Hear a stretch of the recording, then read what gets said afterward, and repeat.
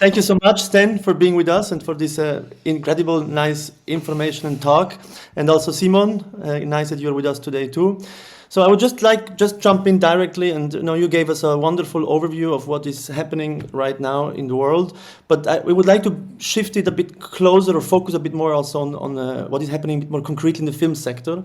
And Mhm. so you mentioned the example in Ukraine with The Voice and Star Wars. Can you elaborate a bit more on what is happening really outside in the other places? So I think what is really been really extraordinary in the past 6 months or so is really the fact that although generative AI tools are not necessarily they're not very new, and in Switzerland and elsewhere there has been already experimentation with all kinds of like large language models and generative tools, and you have extraordinary universities both on machine learning and etc. What is really really amazing or and shocking depends which way you want to see it, is that those tools are very fastly breaking into the film industry. And not so many years ago, even like a half a decade ago, when you were a kind of like a techie, and you were not specifically working in very high end post production, then you were kind of considered to be a sort of an alien on this planet. But now it seems to be that most of the innovation and most of the change in the film industry really comes from those techies. So what exactly I mean? I think there's a few really extraordinary things that are kind of exemplifying this shift. So the number one is that we have an ability to generate image and voice on unprecedented scale, and this is no joke. In my speech, I gave an example of Respeecher. Respeecher is an Ukrainian company, and what they did was that they kind of cloned or recreated the voices of Luke, Leia, and Darth Vader, and obviously, if their client is Industrial Light and Magic or Lucasfilm as such, it means that the fidelity of the voice, the performance of the voice, and all of those capacities that we have considered to be purely human domain are so high quality that they will accept it to the premium franchise on the planet. So it shows that the technology for voice replication is so far. Next year there will be a film, kind of biopic released by Edith Piaf, which she narrates herself, and the same technology is being used to kind of clone or reproduce someone, um, whose voice is probably one of the most known voices in the planet. So we really see that technology helps us to kind of mimic on certain types of cases the human capacity and human performance very well. The second point, what I wanted to say, is that we are very rapidly advancing in image creation, and we all, as filmmakers, remember that parts of our workflow, especially if we are in sci-fi or let's say more of a high concept filmmaking, is having artists to draw our storyboards, and then set designers doing extensive set design, and then it goes to a 3D animator or an etc and etc. And all of those skills and all of those dimensions are now basically very rapidly converging into very easy to use platforms. If you think about Pika Labs or Runway or some of the others, instead of having very complex 3D modeling skills in Blender, or what if not, you're just basically able to describe in natural language, and in a few minutes you will have a certain type of an output or a selection of outputs, right? And this is very very extraordinary. And of course we think about post production and etc., where we have all kinds of cleanup tools and etc. And of course there's a few examples out of Hollywood. I think a couple funded by Steven Spielberg, where instead of rotoscoping and all of those very specific post capacities, literally with a click of a mouse and with this very small render time, things are kind of converging together. So and what I also like to stress is that all of this has happened between 6 to 8 months. And at the Geneva Digital Market last year, the CEO of Runway, which is a very interesting platform, basically all of the post production tools. So in Geneva, a few months ago at the GDM, the CEO of Runway was speaking, and he basically kind of compares this drastic change to an invention of a new camera of sorts. Like, so imagine that the Lumiere brothers just invented a moving camera, and we already can do so many things with this camera, but we have absolutely no idea where this camera is capable of.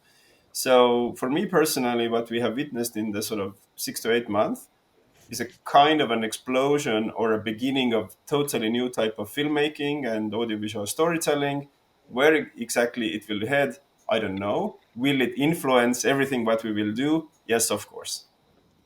Thank you so much for this overview. So image, voice, post-production. Simon, maybe to you. You have been just, I think, until recently in post-production on a film that has the topic of AI, but you also work with such tools. How do you react to this? How did you use it? Do you also see it as a new kind of camera?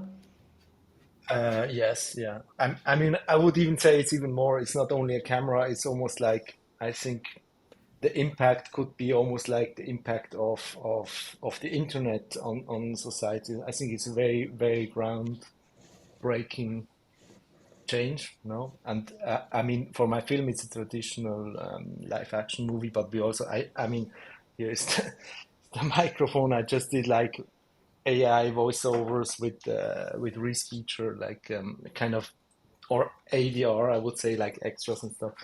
So we use some AI tools for the film, and yeah, and besides that, I'm very into it. I'm just kind of trying and experimenting more or less with all the new generative tools, and I would agree that the speed is like insane. It's really like it's hard to keep up with, and it's like it seems like almost every week or every 2 weeks there's something new which almost kind of doubles the quality or and it's really insane. And for me personally, it's very interesting. I mean, it's very inspiring and stuff, but I'm also like on a bit more global scale thing. I'm also a bit worried by this speed because I think like it will be super hard for the industries and societies to kind of catch up and react onto all these change. And I think some of the discussions that happen are like they are already outdated because the technology is already further, and yeah, all this thing about copyright and stuff. It's like, okay, look, it's over already. Like it's no use to discuss it anymore, and so yeah. Thanks. Maybe we'll talk about later a bit also about political issues, but concretely, so you're using it already in your new movie, right? You say, or you're just playing on parallel. So you're integrating this into your new project I'm, already. I mean, I use Respeecher now. There will be a few. There's one sequence that is completely AI generated, and there is also like yeah, a few things that we wanted to do on VFX, but now we do it just with with AI, like matte paintings and stuff, where we can like okay, it's like Hmm. VFX is like 3 4 days of someone working, and with AI, it's almost more interesting, and it's like a day or something. Hmm. And then we also did quite a crazy thing, like something I developed like even a few years ago as part of research of when I learned to code with PyTorch and stuff. I did like kind of a um, it's not generative AI, it's image to image, an image to image tool which kind of processes the raw footage of the Alexa and gives it like tries to make it look like scanned 35 millimeters. So in the end, we Hmm. processed all the image with this tool and used this kind of the new processed image as the basis for color grading. Thank you so much. Maybe stand back to you. So Simon mentioned, he agrees with you that it's hard to catch up with the speed. And even yesterday, or I think 2 days ago, there was a high-level uh, talk at AI with Andrew Ng and Jan LeCun, and it was incredible to see that even them, they didn't expect this speed, right? So I mean, it's very hard to make forecasts now, but clearly speed is here. And you mentioned very strongly the role of education in this context of skills on executive levels, skill on digitalization levels in the professional. So where can one get these skills if you know at the same time as Simon said? So things that go so quickly, but there's no way around, right? Maybe you Sure. can elaborate. So what is very interesting about this as well is that I have come to a conclusion, and of course, having dealt with this topic very severely or very intensively, for quite a while, is that it's not really about the tools, but it's really about the kind of human capacity to deal with the tools. So if Simon says that it goes beyond camera, then some of us used to work with like TV cam or HD cam or any of those, even 16 millimeter and etc. And I think we all might remember the first moment when we went into a non-linear editor, right? And you're like, oh wow, I can actually kind of things move around. So we're sort of in the same type of a process, but the non-linear editor is kind of like, it's kind of being built whilst and more features or plugins or whatever are kind of coming to that. And definitely the big limit here is the way to understand how those tools work, and really your imagination, because there is absolutely no otherwise limit, in money wise or etc. to experiment or to try things out and etc. So it's an extraordinary moment of discovery. And from a very human level, and the film industry is a very standardized industry. So to which degree we are really ready to become sorts of children again and say, hey, I will go and kind of very wildly explore all the ideas that come. Some filmmakers do, say David Lynch or Jodorowsky or whoever, but much of the film industry actually goes around conventions. And on that point, last year there was a very scandalous case, and I might try to find this link for you if you can later put it into this podcast, was that Ed Saatchi and some of his friends actually cloned a whole episode of South Park and last summer. And it was also published on Forbes, later taken down allegedly for copyright reasons. But what is really striking about it was that just by connecting different types of available tools, in a very short amount of time, they were able to clone the whole episode of South Park, which for me basically tells quite a lot about originality and sorts of lack of it, which is the point that much of our serialized television or let's say serialized medium form is actually very much based on all kinds of conventions. Yes, of course, we're changing the characters, but the deeper structure of the narratives are pretty much the same.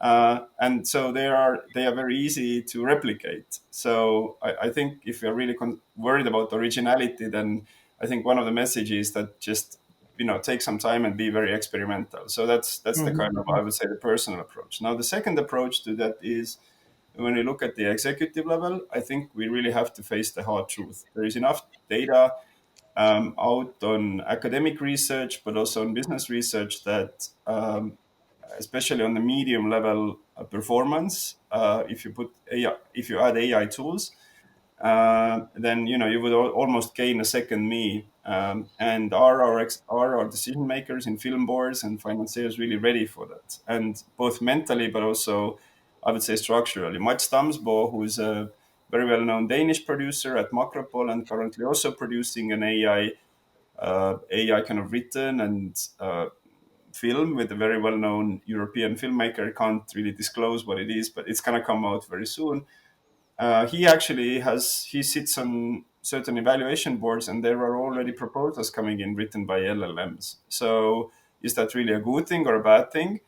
Well, but as an executive, you really have to be ready for it, because how do you deal with that type of material? So executive education and basically also saying, hey, me as a decision maker, understanding that there's such a big tour de force coming into the play, I need to be equipped for this change, because otherwise I just might make very bad decisions, or I might be out of the job. And the third one, of course, on a personal level, there are a few places how to kind of keep yourself up with it. One of the really there are a lot of companies that are still on Twitter. Maybe they're moving to Blue Sky or etc. depending on what the status with Twitter is going to be. But for example, a very, very helpful resource is Caleb and Shelby Ward's Curious Refuge. Caleb and Shelby were the ones who did this very scandalous um, Star Wars meets Wes Anderson trailer that got more than 3 million views. But they basically launched their first kind of a boot camp for teaching filmmakers all kinds of generative tools. But they have a weekly newsletter. And they have almost 6 people who basically deal with filtering things out, trying things out, seeing what works for filmmakers and etc. And just being kind of part of that community is very, very helpful, because you get them on a dossier format, and then you can kind of try and put them to work in your life. But the bottom line basically is this: if you haven't used any AI tools for your film, I think you should really ask why not. Because if you have already sound post-production tools, image post-production tools, opportunities what Simon talked about, well, you also always have an opportunity to shovel money into an oven, metaphorically speaking. But if things that used to take so much time were so expensive and they are available for you here and now, then the question is why you as a producer are not using the most optimal way of telling your story and getting your film made. But maybe let me be a bit more critical, or I want to ask you a bit more precisely, because I think we all agree that one has to play around. I think it's wonderful to say we have to become sorts of children again. But this, of course, is a bit in opposition with executives, which I don't think see themselves as children anymore. So there is this little step, a bit like with a club of alcoholics, that first have to acknowledge their ignorance, right? And so, concretely, maybe just in a So nutshell, of course, do you of course. think the executives should play around themselves, right? So Or how do there, you learn? How can you yeah. learn?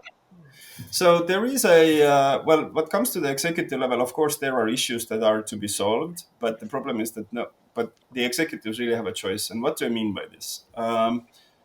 The fact that any of the major Hollywood studio, well, first of all, we have to understand that the strike, which basically halted the whole film industry and will have a lot of chaos for us in the next year because of all of those films which were kind of stuck and now released. By the way, Sundance Film Festival had a record number, 17,000 submissions this year. So if you think that it's not going to mess up any festival or production calendar, then then I think again. Well, but the point, of course, much of the whole strike was really about utilizing AI, and a lot of really heavy debates on cloning the likeness, what types of conditions there are to use, and etc.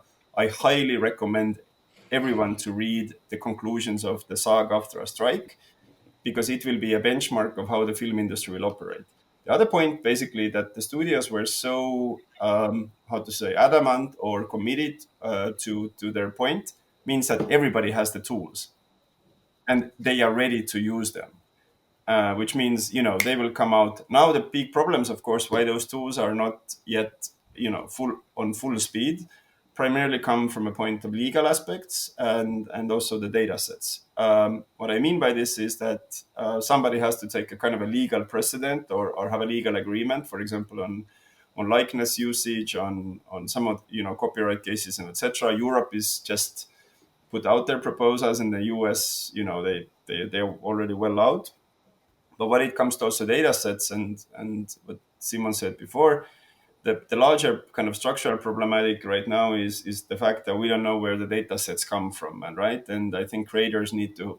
I'm totally on that camp that creators should be able to receive money for the work what they've done. And a few days ago at DLD, there was an extraordinary presentation on the kind of the whole generative AI boom. And one of the arguments what was put out was that much of those big platforms, their argument basically is that, hey, you should give us all the data for free, because then we can build better tools. But they build better tools because they can make more money, right? So where is the kind of the social dimension here of like, hey, you're taking my car in order to go and win a certain type of race? It's a bit Yeah. absurd.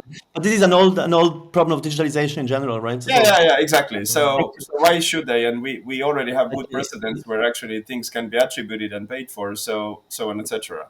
But the Exactly. point what I'm trying to also say is that in Europe, some of the bigger post-production companies who really kind of work on the top end, they're totally aware. Everything is ready to roll at the moment where somebody provides a legal precedent. And when that legal precedent comes at any moment, which it will come because of the studios, then the industry starts to change. So on the decision-making level, there really is no choice but to basically start developing some type of let's say, a Swiss approach, if you may, or a little bit like a kind of a same type of an attitude around the community. What will we do about it? Because the other point, what I've always said very clearly is, your industry will be out of work because it will go to people who will do the same Yeah. job faster, cheaper, and using those tools. Thank you. Perfect. Yeah. So Simon? exactly, Simon. I Yeah. just want to, go ahead. Yeah. No, I wanted to maybe connect to something that you said, that there is quite a lot of generic content. No, that it was easy to recreate that South Park episode, and I think that's an interesting point. I don't know how you think about it, but from what I've heard and what I believe, I think that really a large part of the content now, like, and speak more of this generic content, like I don't know, TV series or animated stuff for children or superhero franchises. I think there is a big potential for this to be completely fully Of course. generated by AI. And I think this will happen. I think this is maybe only a question like how soon, like is it in 1 year, 2 or 5 years? And I guess the potential of like really a lot of the audiovisual content to be fully generated with a few people just kind of operating and tuning the models is there, no? And this will mean yeah, it will mean a huge shift and a shift of like profits going from the people that used to do these films in real life to the probably studios who own the models and have the GPU clusters and I find this really interesting and I yeah I'm wondering what you think about that like It's a very good about point. this. And so my very good friend Sander Saar, who is a former high executive at Disney and one of those high level futurists, so he says that it's about 18 months when we start seeing multimodality. And if you basically look at the situation that at the current pace, there's about 500 hours of footage uploaded to YouTube at any moment. And some of that content, I have to say, occasionally is much better quality than a national broadcaster would put out on their regular day. I'm just being very objective and not Mm, critical. Um, so now when we have exponential tools, it's I'm not sure if it's going to be 2,500 hours on every second, or we will see an extraordinary explosion of content, And of course, much of it will be, kind of all kinds of remixes and kind of user versions and etc. And, superhero stuff and etc. But the bottom line is like, does the audience really care? And I think the key question for an executive then is that, we're both playing chess and we're kind of taking the moves, but the chessboard it's the same for both. So now when you already can project into 5 years, which is a kind of a regular strategic timeline, that there will be that explosion. I mean, how you as an executive say in a Swiss institution, your mandate is to be responsible for your community and your stakeholders. So either you have kind of two options to do that. One is that you take a very protective stance and say, hey, we're just going to build a total walled garden and we try to kind of isolate from the rest of the environment. The second thing is that we're going to give everybody the same tools in order to basically compete and think that, okay, what is exactly then the originality or the very unique local flavor that, is not within that mm, huge mass, and how we are going to use that opportunity to push that through, because the tool base is, the foundation is exactly the same, right? But it's really about the IP and it's really about the storytelling. And Hmm. what I would actually even say that the competition for quality storytelling, original storytelling, quality storytelling, and authenticity will significantly increase. And that's really the kind of opportunity here. Thank you. mm. Yeah, and I think you also Yeah. mentioned your talk, not this, the audience centered. I mean, I think because we have about 10 minutes left maximum, and so I think we seem to all agree, we are all a bit techno enthusiastic that this is coming, it's already happening, possibilities are here, right? The audience will be key. But I still want to, as I said in the beginning, now shift a bit also to the reality of countries, and maybe Simon, back to you, right? I mean, Sten Mm. mentions in his talk also that it's really a marathon now. It's about catching the opportunities now, right? It's really who creates the first presidents. And where are we in Switzerland? I mean, you're really the foot here, right? Where do you see? Also, are we also ready and waiting for the presidents, or is like Uh, everybody not seeing it coming? no, I think I mean, from my perspective, we are not ready. I mean, I don't know many people in Switzerland who even kind of are into it or understanding it. I mean, there is one other filmmaker that is quite, or like a comedian filmmaker that uses the tools, but otherwise, I really don't know many people who know a bit more than consumer level about the AI tools. And also, I mean, we were speaking with the Federal Office of Culture like a few weeks ago, and also they seemed totally surprised and they have no idea. And then their answer after discussion was like, yeah, it would be really interesting to react like on a level of the Office of Culture, but this cannot happen faster than like yeah 2 years or something like that. It's everything is very very very slow. And so I Yeah, don't know. I think the universities and the research in Switzerland is really, really strong, but on the level of the actual using it, knowing about it, I think we are not yeah, in a good exactly. position. And Yeah, yeah. politically, I think there's no sense of like urgency or like that something has to Simon, happen yet. may Thank I you. very quickly react? There's two really big kind of societal shifts that will kind of drive the change. So the first societal shift is the fact that for anyone, I would say around 27 to 30, those technologies are fully native. And you know, they're one of the big issue always with the film industry, but generally, let's say the cultural industry or the policy is such, is the fact that it's a kind of an old people's industry. Pardon my French, because you know there's a wide perception that somewhere there is the kind of the Gen Z, and they are the ones who are kind of playing their computer games and you know, kind of hacking things and etc. Well, look, the Gen Z right now is the youngest Gen Z is 27, and in about 3 years they are the most core productive members of the society, and statistically and basically everything by they do. So I think the big question for the film industry in general, in Switzerland, in Estonia, and elsewhere, is that who exactly then are you telling your stories? If you want to tell your stories to the society at large, then you have to tell them the stories to them at the format, at the channel, at an opportunity, and place, and etc. By the way, I'm not charging any quality of filmmaking here, but I'm just basically telling about the mechanics and the audience who you want to talk to. If you want to specifically talk to another type of node group who is, let's say, will be will be a kind of a smaller minority, and all kinds of media studies and etc. They demonstrate it very well. Then you know it's your choice, but it's a very strategic choice. I think that our national film should be seen by the largest number of audience in the society possible, and the only way is to tell them, you know, at their kind of pace. So the negative scenario here is that if they and their, let's say, their tools and their language is not taken seriously enough, the outcome basically is that nobody will care about that local film. They already are losing intent and attention, but it's their life choice, and I will not make, you know, I'm not in a position of making choices. If somebody 20 years ago would have told me the same, then you know my reaction as a youngster would have been same. So really is either the choice is either you adapt or you will be neglected by the society. And the Mhm. second case, of course, is some type of a very big, let's say, boom moment, which we yet haven't seen with AI filmmaking, but I'm pretty much sure that we will. I mean, Harrison Ford, even in the last Indiana Jones, occasionally he looked a bit strange, but not so bad. Very So bad movie still. yeah, yeah. But what are you? But what will you? But what is the outcome is that we know that it's going to. There will be that boom moment, and the boom moment will swipe over the box office.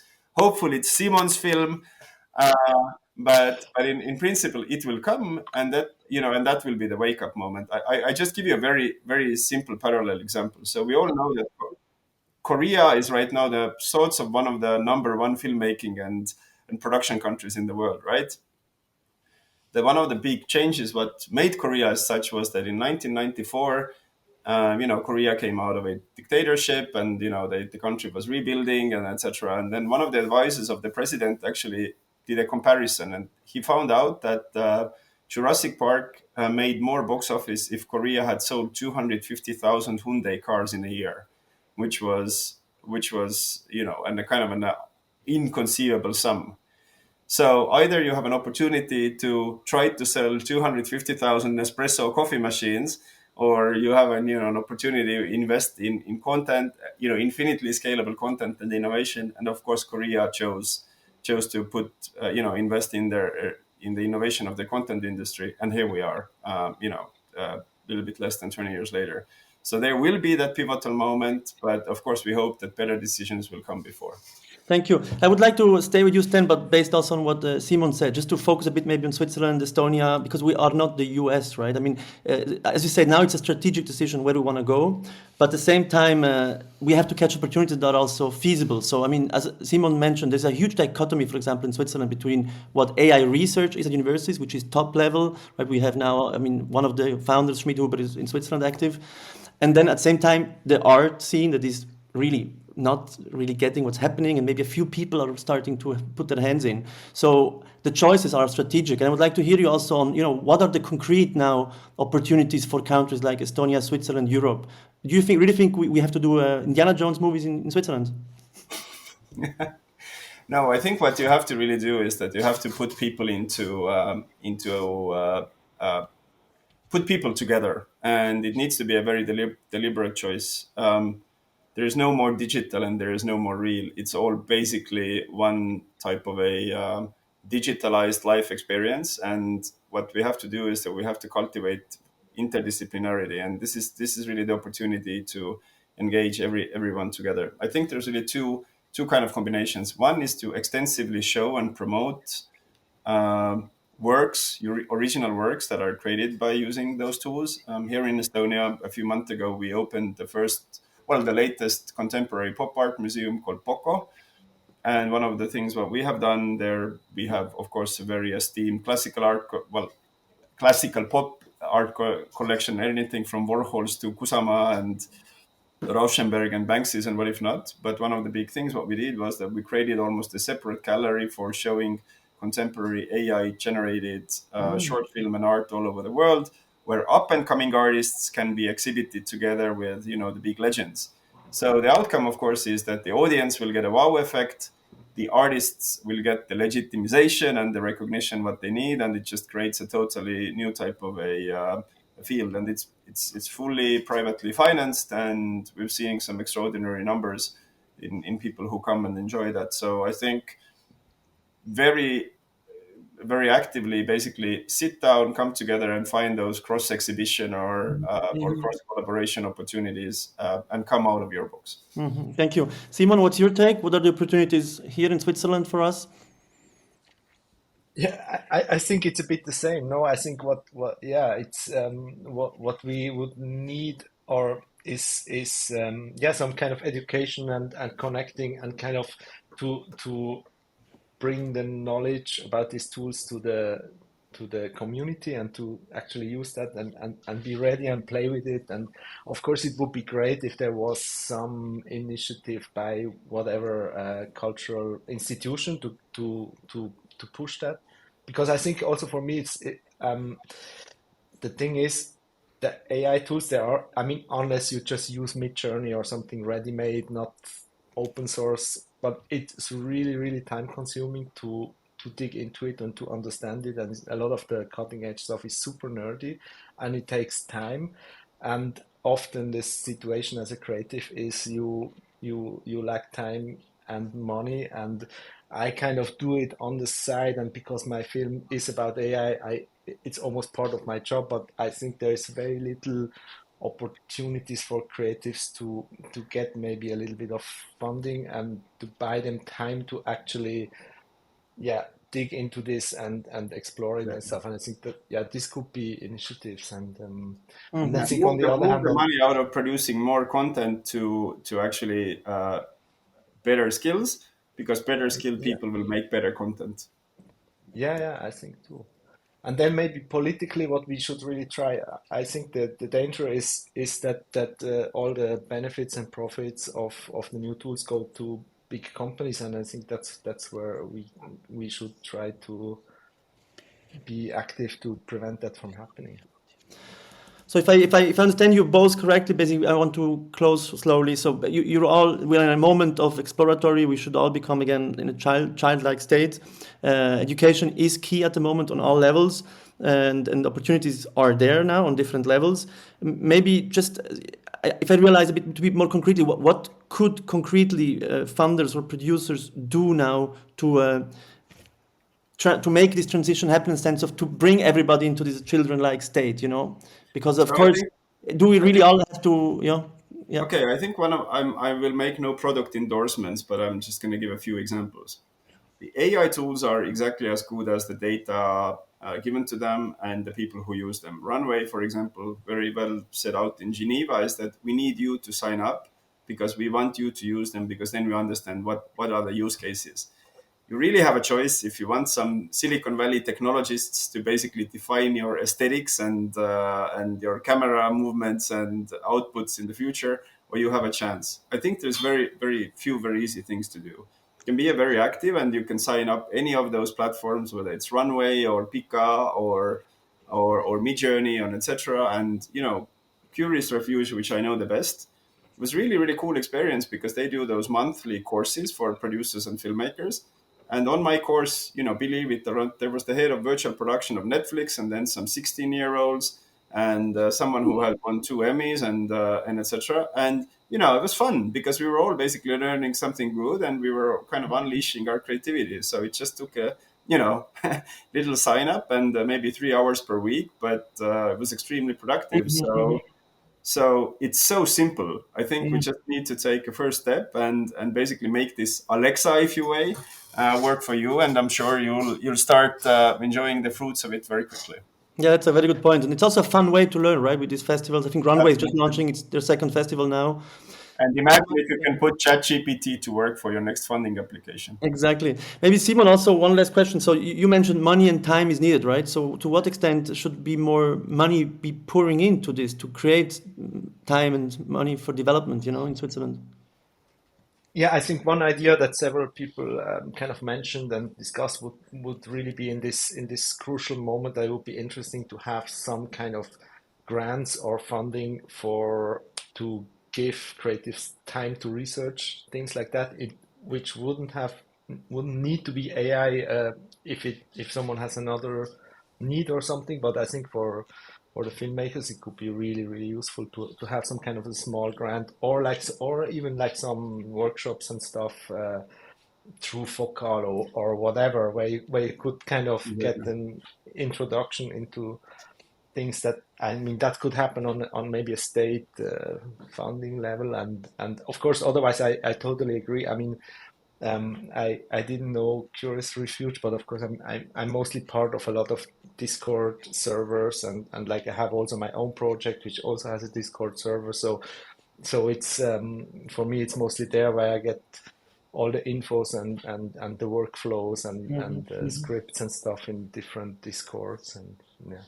Thank you. Well, I have a proposal. Unfortunately, I cannot come this year because I have this another talk. But let's do next year a full AI workshop. I'll bring some friends along, and we can prompt together and then do some great Swiss films. We just did the one in the National Film School in Denmark a few months ago in October, and it was extraordinary. It was a lot of fun, and we learned together, and it was great. So here's my promise. I'll run the AI workshop. It's also a generational question, and I think, as you both clearly said, opportunities are there online for everybody.